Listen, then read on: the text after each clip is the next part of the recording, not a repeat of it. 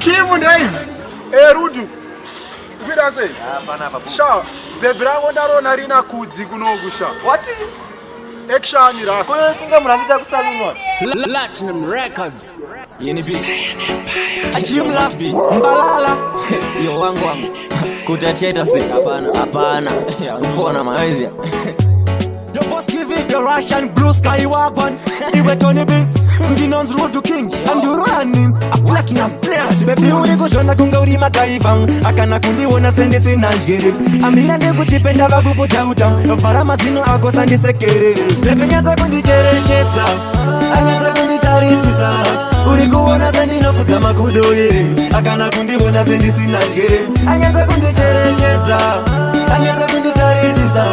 Uri kuwana sendi nofuza makudo yere Akana kundi wona sendi sinanjgiri Baby usandi tambe andisi radio Kana ramba kandi yenga seruko na video Teste ndaka kuwona H Metro Pa social screen nega una get room A baby waku wawa urisa wadan lemon Nina ndegu tipe waku chanda na matimon Kahunu kako chakarega ya vanumbu Andi popo jabona kuti ya usinubu Baby nyata kundi chere cheta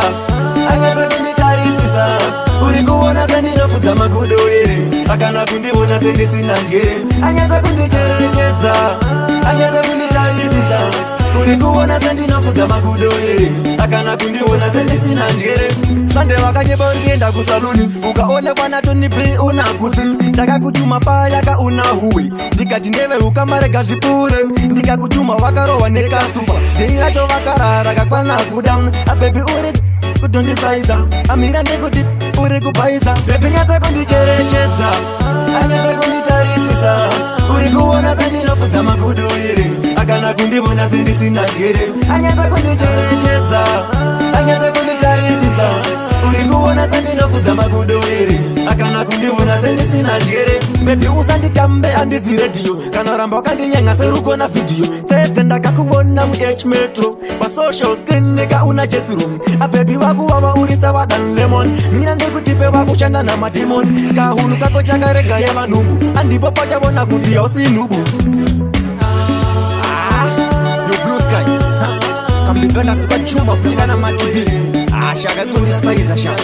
Wakumona jake kuchinja na ungeskati Rasta paka hipa Katimira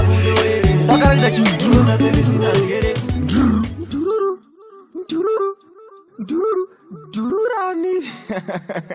Platinum Records